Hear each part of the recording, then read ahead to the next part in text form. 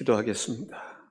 존귀하신 주님, 부활절에 주께서 우리에게 정말 전하시고자 하는 메시지를 잘 전할 수 있도록 성령님께서 생각나게 하시고 강력하게 전할 수 있도록 인도하여 주옵소서. 주 예수님의 이름으로 기도하옵나이다. 아멘. 세계 제2차 대전이 발발했을 때에 영국의 황실에서 대주교인 윌리엄 템플에게 부탁을 합니다. 영국 국민들을 위로해 줄 수 있는 메시지를 전해 주십시오. 그때 윌리엄 템플은 위로가 해답이 아닙니다. 예배가 해답입니다.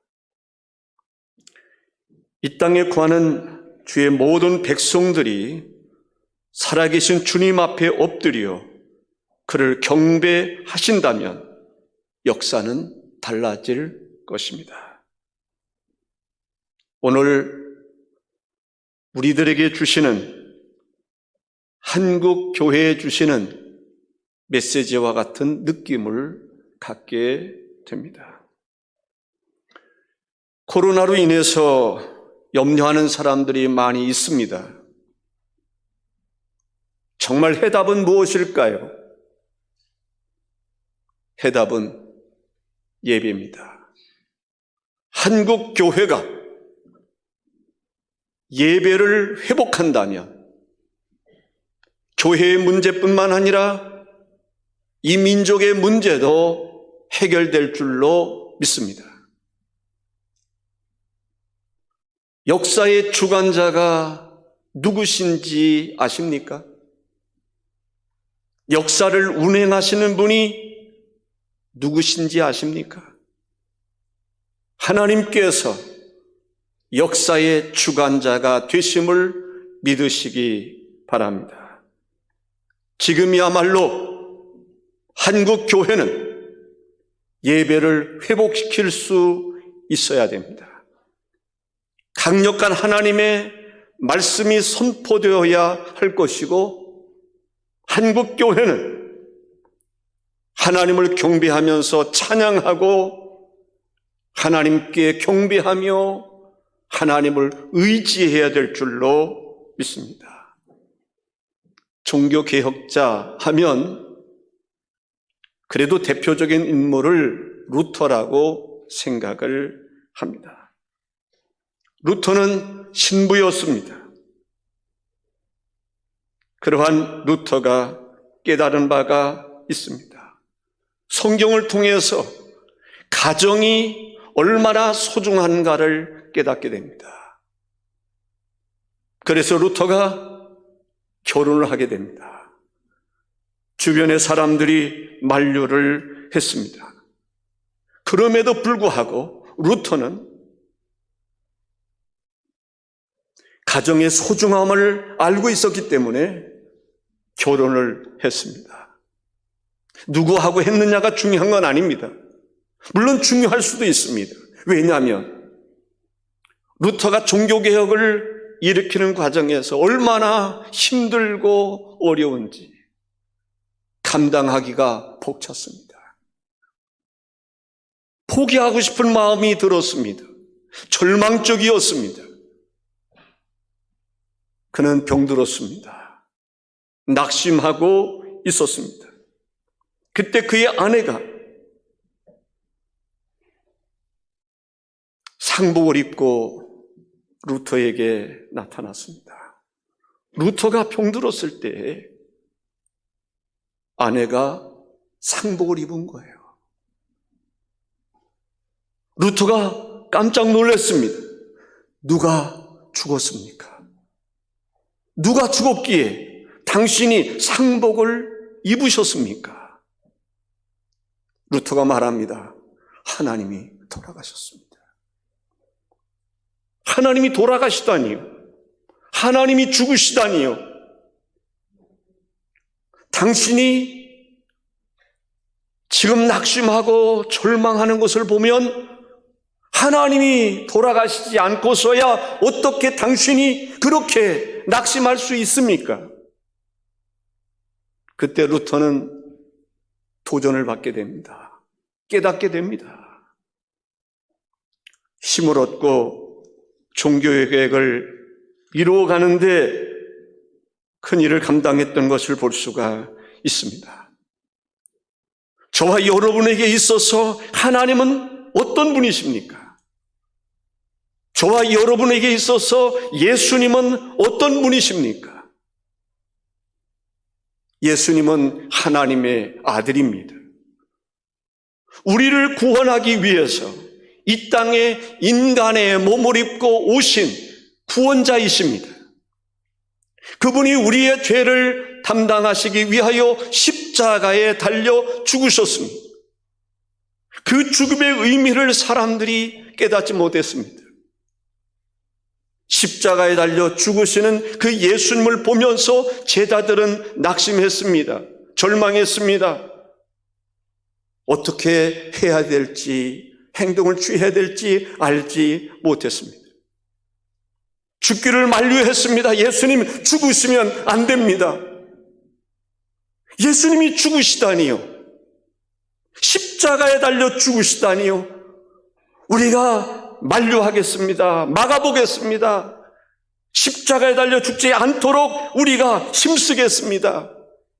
결의를 했지만 그들은 예수께서 십자가에 달려 죽으실 때 아무런 역할을 하지 못했습니다. 사랑하는 성도 여러분, 그분 예수께서 죽은 자 가운데서 부활하셨다는 것입니다. 예수님이 십자가에 달려 죽으셨다가 죽은 자 가운데서 부활하신 것이 중요한 것이 아닙니다. 중요한 것은 저와 여러분들이 부활의 신앙을 가지고 있느냐가 중요한 것입니다. 예수께서 십자가에 달려 죽으심이 우리의 죄를 위함이었지만은 그것을 깨닫지 못하는 사람들에게 있어서 예수님의 십자가의 사건은 중요하게 여기지 않을 것입니다. 예수께서 죽은 자 가운데서 부활하셔서 부활의 첫 열매가 되셨습니다. 우리도 예수님처럼 부활의 영광에 참여하게 될 줄로 믿습니다. 설령 예수 그리스도께서 우리가 죽기 이전에 이 땅에 오시지 않는다 할지라도, 예수님 오시기 전에 우리가 죽어 땅에 묻힌다 할지라도, 예수 그리스도께서 이 땅에 재림하실 때 예수의 생명이 있는 사람, 그리스도의 보혈의 피가 있는 사람, 그 마음속에 예수를 구주로 믿는 사람, 성찬에 예수님의 살과 예수님의 피를 경험한 그들은 죽은 자 가운데서 부활하게 될 줄로 믿습니다. 예수 그리스도의 부활을 믿으십니까? 예수님이 하나님의 아들이신 것을 믿으십니까? 예수님이 우리를 구원하기 위해서 십자가에 달려 죽으신 것을 믿으십니까? 믿는다면 부활절을 맞이해서 우리는 어떠한 삶을 살아갈 것인가를 깊이 생각해야 됩니다. 오늘의 말씀을 통해서 첫째, 우리는 기뻐해야 됩니다. 어떠한 절망 가운데서도 기뻐할 만한 이유가 있습니다. 바로 부활하신 예수 그리스도 때문입니다. 우리도 장차 예수 그리스도와 더불어 부활하게 될 것입니다. 주님의 부활에 동참하게 될 것입니다. 바울은 그리스도와 함께 십자가에 못 박혔다라고 말합니다. 주님이 죽은 자 가운데서 부활하셨던 그 사건은 곧 우리들의 부활의 사건이 될 줄로 믿습니다. 오늘 본문 8절의 말씀에 이렇게 이야기합니다. 그 여자들이 무서움과 큰 기쁨으로 빨리 무덤을 떠나 제자들에게 알리려고 다름질할세라고 말합니다. 예수님이 십자가에 달려 죽으실 때 제자들의 상태는 어떠했습니까? 제자들의 상태는 낙심이었습니다. 기대를 다 접어야 했습니다. 모든 것을 다 포기해야만 했습니다. 그들의 삶은 오직 예수님만 의지하고 살았는데 예수께서 십자가에 달려 죽으시는 것을 보면서 그들은 갈 길을 잃고 말았습니다. 향방 없이 살아가는, 방향성 없이 살아가는 사람이 되고 말았습니다. 엠마오로 가는 두 제자의 이야기를 기억하십니까? 자기 고향 엠마오로 돌아가는 제자들, 예수님에 대한 기대를 가지고 살았던 사람들입니다. 예수님 따랐던 사람들입니다. 그런데 예수께서 죽으셨습니다. 죽으면 끝이라고 생각을 했습니다. 죽음 이후의 세계를 생각지 못했습니다. 그들은 낙심해서 이제 엠마오로 돌아가는 그 길에 부활하신 주님을 만났습니다. 엠마오로 가는 그 제자들이 다시금 예루살렘으로 오는 것을 볼 수가 있습니다. 베드로를 비롯해서 다른 제자들 무슨 생각을 합니까? 예수님 죽었어. 이렇게 우리 앞에서 죽은 자를 살리시고 풍랑을 잔잔하게 하시고 병든 자를 고치시고 귀신을 쫓아내셨던 그 예수님 죽으셨어. 죽으면 끝이라고 생각했을 것입니다. 그래서 나 물고기 잡으러 갈 거야. 그래, 나도 가지, 너도 가지 해서 예수님의 제자들이 물고기 잡으러 가는 것을 볼 수가 있습니다. 그런데 말이죠, 그러한 가운데서 예수님을 향해 발길을 돌리는 사람들이 있었습니다. 본문에 보니까 막달라 마리아와 다른 마리아였습니다. 정말 예수님을 따를 때 제자들은 정말 믿음이 있는 줄 알았어요. 대단한 사람으로 생각을 했어요. 예수님께서 물 위로 걸어오실 때 물 위로 걸었던 제자들이 베드로가 있었습니다. 그렇게 믿음직스러웠던 제자들이 실망하고 낙심하는 그러한 것을 보게 됩니다. 그런데 말이죠, 여인들은 달랐습니다. 여인들이 예수님의 무덤을 향해 갑니다. 예수님께서 묻혀있는 그 무덤, 요셉이 파놓은, 요셉이 자신이 들어가려고 했던 그 무덤, 그곳에 예수님을 안장했는데 그 무덤을 향해 갑니다. 그 무덤은 로마 군인들이 지키고 있었습니다. 캄캄했습니다. 무서웠을 것입니다. 더군다나 무덤 입구에는 큰 돌로 그 무덤을 막아 놓았습니다. 치우기가 불가능했습니다. 여인의 힘으로는 역부족이었을 것입니다. 그런데도 불구하고 그 여인들이 그 무덤을 향해 갑니다. 그런데 말이죠, 예수님을 향해 가는 그들이 염려했던 것들이 해결되어 있음을 볼 수가 있었습니다. 옥문이 열려 있는 거예요. 옥문이 열린 게 아니라 무덤의 문이 열려 있는 거예요. 로마의 군인들도 다 도망치고 말았습니다. 그곳에 들어가 보니 무덤에는 예수님의 시신이 없었습니다. 절망했을 거예요. 그들은 예수님의 시신에 향품을 넣기 위해서, 향을 바르기 위해서 갔을 것입니다. 그런데 시신이 없다니 천사의 음성이 들렸습니다. 천사의 말이 들렸습니다. 예수께서 살아나셨다는 것입니다. 예수께서 부활하셨다는 것입니다. 죽은 자 가운데서 부활하셨다는 거예요. 얼마나 기뻤을까요? 그런데 사실은 아직까지는 부활하셨다라고 말하지만 예수님을 만나지 못했습니다. 8절에 이렇게 말씀하고 있습니다. 그 여자들이 무서움과 큰 기쁨으로 빨리 무덤을 떠나 제자들에게 알리려고 다름질할세. 우리는 부활하신 예수님을 믿는 믿음으로 항상 기뻐할 수 있기 바랍니다. 예수님이 부활하셨습니다. 부활하신 것으로 끝난 것이 아니라 그 예수님이, 부활하신 예수님이 영으로 우리와 함께 하십니다. 우리 가운데 거하신다고 하는 사실입니다. 그러니 기뻐할 수밖에 없는 것입니다. 부활의 신앙을 가지면 기뻐할 수 있습니다. 부활의 신앙을 가지면 힘들고 어려운 상황 속에서도 이길 수 있습니다. 기뻐할 수 있습니까? 있습니다. 믿습니까?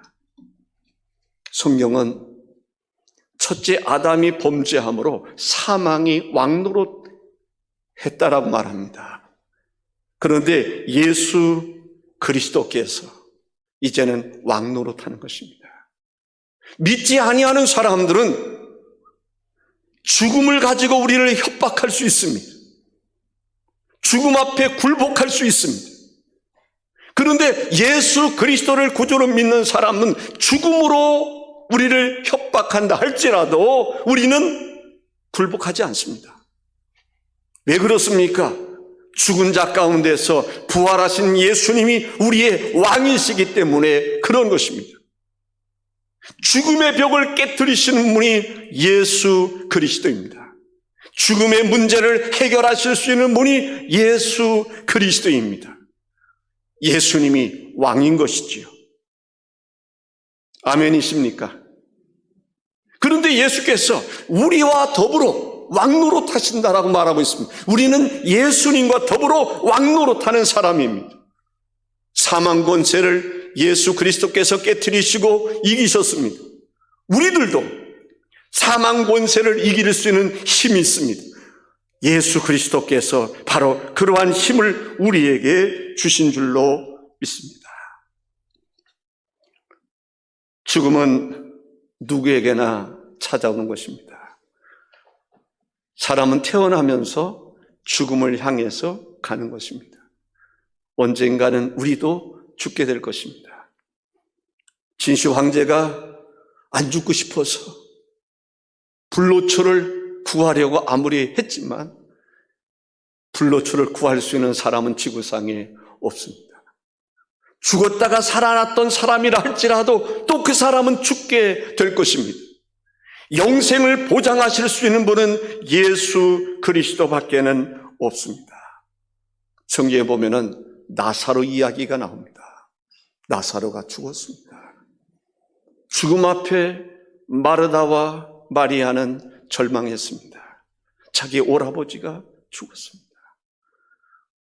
예수님이 나사로가 죽기 이전에 빨리 오기를 원했습니다. 예수님이 오시기만 하면 나사로는 살 수 있다는 기대를 가지고 있었습니다. 그런데 나사로가 죽었습니다. 죽은 다음에 예수님이 왔습니다. 그런 마음이었죠. 예수님, 속히 오시지. 죽기 전에 오시지. 왜 늦으셨습니까? 마르다의 마음속에 그래도 마지막 날에는 살아나겠지. 그때 예수님께서 뭐라고 말씀하십니까? 마지막 날의 이야기를 하고 있는 것이 아니라 오늘 내가 믿으면 내 오라비 나사로가 살아나리라는 것입니다. 나는 부활이요 생명이라고 말씀하고 있습니다. 그렇습니다. 예수 그리스도께서는 우리가 죽은 다음에 마지막 날에 우리를 살리실 수 있는 그분만이 아니라 오늘 우리들의 삶의 현장 속에 오셔서 우리들의 문제를 능히 해결하실 수 있는 분이심을 믿으시기 바랍니다. 나는 부활이요 생명이니 나를 믿는 자는 죽어도 살겠고 라고 선포하시고 큰 소리로 말합니다. 나사로야 나오라. 그랬을 때에 나사로가 수족을 배로 동인 채로 나왔다고 성경은 기록하고 있습니다. 지금 우리는 부활의 소망이 필요한 때입니다. 환경이 어렵다고 해서 사람들이 낙심합니다. 좌절합니다. 그런데 말이죠. 저는 우리나라가 잘 살게 된 것이 복음과 함께 이루어졌다고 믿는 사람입니다. 복음과 함께 하나님께서 이민족에게 복을 허락해 주셨습니다. 예수 그리스도의 복음과 함께 하나님은 이민족이 잘 살 수 있도록 은혜를 베풀어 주셨습니다. 복음의 능력은 우리 한 사람의 구원으로 족한 것이 아닙니다. 복음과 함께 하나님의 축복이 몰려온다고 하는 사실입니다. 제가 예수를 믿게 된 동기 가운데 하나가 어느 선생님이 세계 지도를 이야기하면서 세계 지도를 잘 살펴보면 잘 사는 나라가 있다라는 것입니다. 복지가 그래도 잘 이루어지는 나라가 있다는 것입니다. 그런 나라가 어떤 나라인가? 복음이 들어간 나라라고 소개했습니다. 그게 제 마음에 새겨졌습니다. 그렇다고 한다면 예수를 믿어야 하지 않겠는가? 그럴 때 내 친구 이모수라고 하는 친구가 교회를 가자고 그랬을 때 저는 주저하지 않았습니다. 왜? 복음과 함께 축복이 올 수 있기 때문에 그렇습니다. 그래서 예수를 믿었습니다. 교회 다녔습니다. 난리가 났습니다. 우리 집안의 어른들이 이제 그 집은 망한다는 거예요. 이때까지 섬겨오던 우리 어머니가 미신을 잘 섬겨왔는데 그 신과 하나님과 하나 될 수 없다라는 거예요. 싸운다는 거예요. 그래서 그 집은 망할 수밖에 없다라는 거예요. 이러한 소문이 아버지의 귀에 들리고 어머니의 귀에 들리니까 우리 어머니가 처음에는 교회 가도 된다고 허락했던 우리 어머니인데 그 다음에는 너 교회 가지 마. 너 교회 가면 우리 집 망해. 우리 집 잘 살게 됐는데 우리 집 망한다. 그러니 아버지도 그 영향을 받더라고요. 일가 친척들의 영향을 받더라고요. 그런데 저는 알고 있습니다. 복음에는 능력이 있습니다. 아멘이십니까? 복음에는 능력이 있습니다. 역사의 주관자가 하나님이십니다. 예수 그리스도의 십자가에 못 박기만 하면 사탄이 승리할 줄 알았는데 예수님은 죽은 자 가운데서 부활하셨습니다. 부활의 기쁨이 여러분에게 있기를 바랍니다. 9절에 이렇게 말씀합니다. 예수께서 그들을 만나 이르시되 평안하냐 하시거늘 여자들이 나아가 그 발을 붙잡고 경배하니.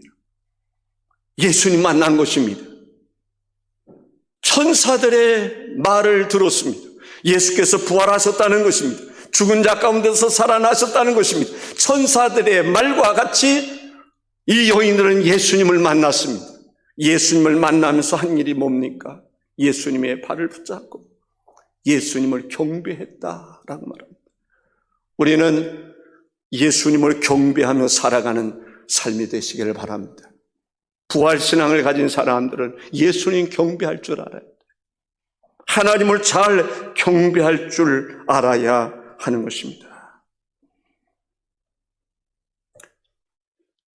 사람들이 신의 위치에 설 때가 있습니다. 신의 위치에 세우려고 할 때가 있습니다. 사도행전 10장에 보면 고넬료에 대한 이야기가 나옵니다. 고넬료 그 마음속에 하나님을 섬기는 사람이었습니다. 하나님의 천사가 그에게 말씀할 정도로 하나님을 경외하는 사람이었습니다. 하나님의 말씀을 듣고 음성을 듣고 베드로를 초청하게 됩니다. 베드로를 초청할 때 그 마음속에 베드로가 하나님의 말씀을 선포할 때 그 말씀은 하나님의 말씀이라고 생각했을 것입니다. 그래서 사모하는 마음으로 일가 친척들과 더불어 사모하는 마음으로 사람들을 모으고 베드로의 음성을 듣기를 원했습니다. 베드로가 선포되는 것은 하나님의 말씀이라고 하는 믿음이 분명히 있었을 것입니다. 그때 베드로가 찾아오는 그런 상황에서 얼마나 감동이 됐는지 베드로를 경배하려고 그럽니다. 절을 하려고 그럽니다. 그때 베드로가 말합니다. 사도행전 10장 26절에 베드로가 이렇게 이르되 일어서라 나도 사람이라 하고. 사람은 경배의 대상이 될 수 없습니다. 진정한 경배의 대상은 하나님밖에는 없는 것입니다. 존경의 대상은 될 수 있지만 경배의 대상은 될 수가 없습니다. 사도행전 14장 15절에 이런 말씀이 있습니다. 이르되 여러분이요 어찌하여 이러한 일을 하느냐? 우리도 여러분과 같이 성정이 같은 사람이라. 바울을 통해서 루스드라에서 안전뱅이가 일어나는 역사가 있었습니다. 안전뱅이가 일어난 것입니다. 바울을 통해서. 그때 사람들은 바울을 신으로 생각했을 것입니다. 와. 그래서 바울에게 절을 하려고 했을 때 바울이 말합니다. 나는 경배의 대상이 아닙니다. 이단들이요, 사람들이 존경하니까, 어떤 역사가 일어나니까 자기가 경배의 대상으로 착각하고 교준으로 타는 것입니다. 신처럼 군림하는 것입니다. 그것이 바로 이단입니다. 요한계시록 22장에 보면 천사가 이제 요한을 이끌어서 이제 하늘의 세계를 경험하게 합니다. 그때 사도 요한도 그 천사에게 경배하려고 했을 그때에 9절에 이렇게 말합니다. 그가 내게 말하기를 나는 너와 내 형제 선지자들과 또 이 두루마리의 말을 지키는 자들과 함께 된 종이니 그리하지 말고 하나님께 경배하라 했습니다. 여인들이 예수님 만난 거예요. 부활하신 예수님 만난 거예요. 한번 상상해 보세요. 얼마나 감동이 됐을까요? 가슴이 두근두근 거리다 못해 터졌을 것 같아요. 그래서 순식간에 이분이 바로 경배의 대상이라고 생각하고 예수님을 경배했던 것을 볼 수가 있습니다. 예수님은 부활하셨습니다. 부활하신 주님은 우리와 함께 하십니다. 여러분 가운데 삶이 힘드신 분들도 있으실 것입니다. 코로나로 인해서 외출도 제대로 하지 못하는 분도 있을 것입니다. 두려움에 좀 사로잡힌 사람도 있을지 모릅니다. 그러나 사랑하는 여러분들, 주님을 의지하십시오. 주님이 죽은 자 가운데서 부활하셨습니다. 오늘 우리들에게 필요한 것은 부활의 신앙입니다. 부활의 신앙을 가지면 주님을 만날 수 있습니다. 주님을 의지할 수 있습니다. 주님의 은혜를 입을 수가 있습니다. 한 가지 더 말씀드리고 마치겠습니다. 10절에 이렇게 말씀하고 있습니다. 이에 예수께서 이르시되 무서워하지 말라. 가서 내 형제들에게 갈릴리로 가라 하라. 거기서 나를 보리라 했습니다. 11절에 여자들이 갈 때라고 말합니다. 예수님은 갈릴리로 가라고 말하고 있습니다. 갈릴리에는 누가 있기에 갈릴리로 가라고 그랬을까요? 예수님의 제자들이 무슨 얘기를 했습니까? 우리 고기 잡으러 가자. 베드로가 얘기하니까 나 처음에 우리라는 표현을 쓰질 않아요. 나 고기 잡으러 갈 거야. 아마 나 고기 잡으러 갈 거야. 그 말 속에는 나 낙심했어. 실망했어. 나는 옛 어부 생활을 그냥 할 거야. 내가 할 수 있는 거 그거밖에 없는가 봐. 다른 제자들이 나도 갈게. 나도 그래.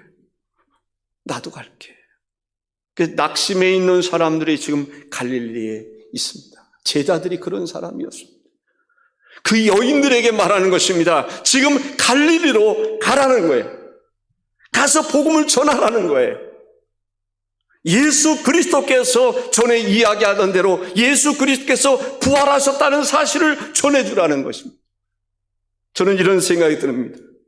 정말 부활을 예수 그리스도의 복음을 전할 만한 사람은 어떤 사람이었을까? 일반적으로 예수님의 제자들이었을 것이다라고 생각합니다. 그런데 제자들은 낙심하고 여인들이 가서 제자들에게 복음을 전하는 것을 볼 수가 있습니다.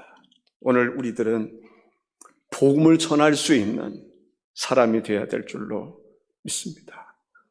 부활의 신앙을 가지고 내가 복음을 전하지 아니하면 누가 전하겠습니까? 우리가 복음을 전하지 아니하면 누가 복음을 전할 수 있겠습니까? 우리 믿는 여러분들이 이 신성동의 수많은 사람들에게 복음을 전하지 아니하면 누가 복음을 전하겠습니까?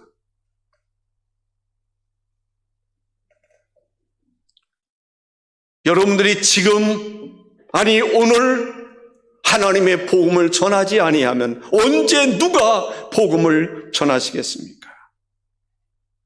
여러분들이 신성동에서 여러분들이 살아가는 삶의 자리에서 직장이 됐든지 사업장이 됐든지 여러분이 거하는 그곳에서 복음을 전하지 아니하면 누가 어디서 복음을 전할 수 있겠습니까?